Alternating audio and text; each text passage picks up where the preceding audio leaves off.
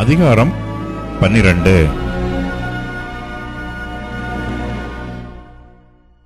தாவீது கீசின் குமாரனாகிய சவுலின் நிமித்தம் இன்னும் மறைவாயிருக்கையில் சிக்லாகில் இருக்கிற அவனிடத்திற்கு வந்து, யுத்தத்திற்கு ஒத்தாசை செய்த வில் வீரரும் கவண்கல் எறிகிறதற்கும் வில்லினால் அம்பு எய்கிறதற்கும் வலது இடது கை வாட்டமான பராக்கிரமசாலிகளான மற்ற மனுஷருமாவன. சவுலின் சகோதரனாகிய பென்யமின் கோத்திரத்தில் கிபேயா ஊரானாகிய சேமாவின் குமாரர் அகியேசர் என்னும் தலைவனும், யோவாசும் அஸ்மாவேத்தின் குமாரராகிய எசியேலும் பேலேத்தும் பெராக்கா ஆனதோத்தியனான ஏகு என்பவர்களும் 30 பேரில் பராக்கிரமனும் 30 பேருக்கு பெரியவனுமான இஸ்மாயா என்னும் கிபியோனியனும், எரேமியா, யகாசியேல், யோகனான், கெதேரூரானான யோசபாத், எலுசாயி, எரிமோத், பிகலியா, செமரியா, அருப்பியனானிய செப்பத்தியா, எல்கானா, எஷியா, அசாரியேல், யோவேசேர், யசபயாம் என்னும் கோரோகியரும், யொவலா, செபதியா என்னும் கேதேர் ஊரானான எரோகாமின் குமாரருமே. காத்தியரில் பரிசையும் ஈட்டியும் பிடித்து சிங்கமுகம் போன்ற முகமும் மலைகளில் இருக்கிற வெளிமான் வேகம் போன்ற வேகமும் உள்ளவர்களாயிருந்து யுத்த சேவகரான பராக்கிரமசாலிகள் சிலரும் வனாந்திரத்திலுள்ள அரணான இடத்தில் இருக்கிற தாவீது பட்சமாய் சேர்ந்தார்கள். யாரென்றால், எத்சேர் என்னும் தலைவன், அவனுக்கு 2வது ஒபதியா, 3வது எலியாப், 4வது மிஸ்மன்னா, 5வது எரேமியா, 6வது அத்தாயி, 7வது எலியேல், 8வது யோகனான், 9வது எல்சபாத், 10வது எரேமியா, 11வது மக்பன்னாயி. காத் புத்திரரான இவர்கள் இராணுவ தலைவராயிருந்தார்கள்.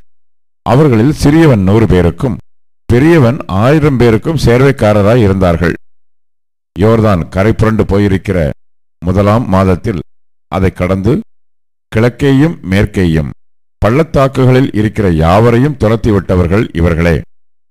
பின்னும் பென்யமின் புத்திரரிலும் யூதா புத்திரரிலும் சிலர் அரணான ஸ்தலத்தில் இருக்கிற தாவீதினிடத்தில் வந்தார்கள்.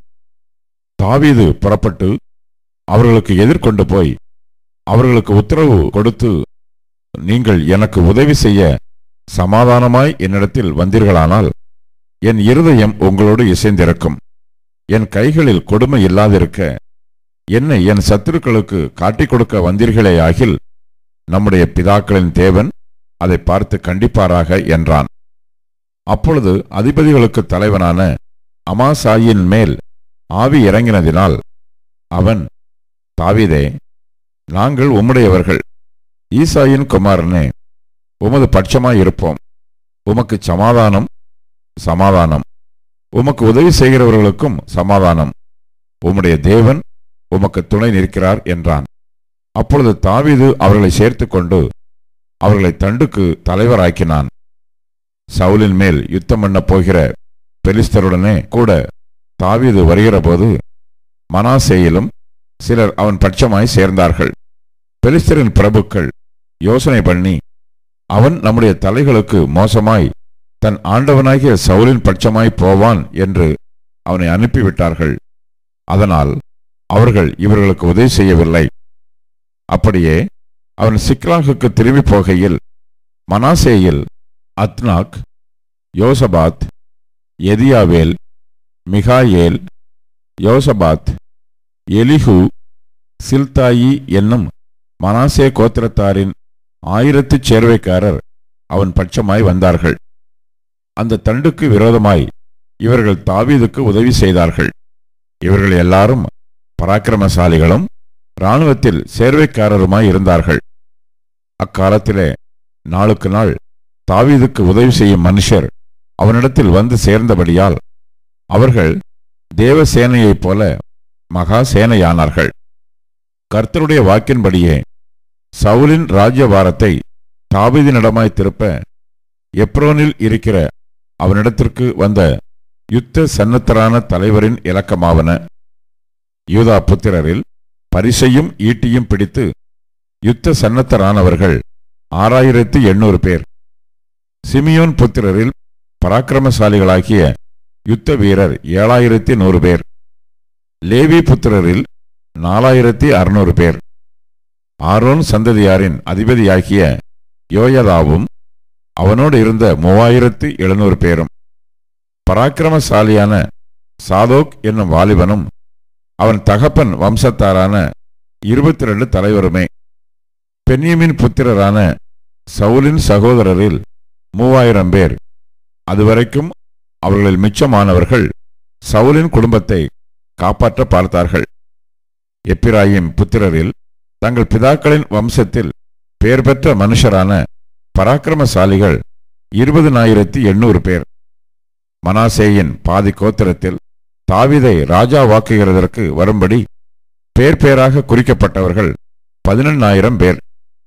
இசக்கார் புத்திரரில் இஸ்ரவேலர் செய்ய வேண்டியது இன்னதென்று அறிந்து காலாகாலங்களுக்கு தகுந்த யோசனை சொல்லத்தக்க தலைவர்கள் 200 பேரும்.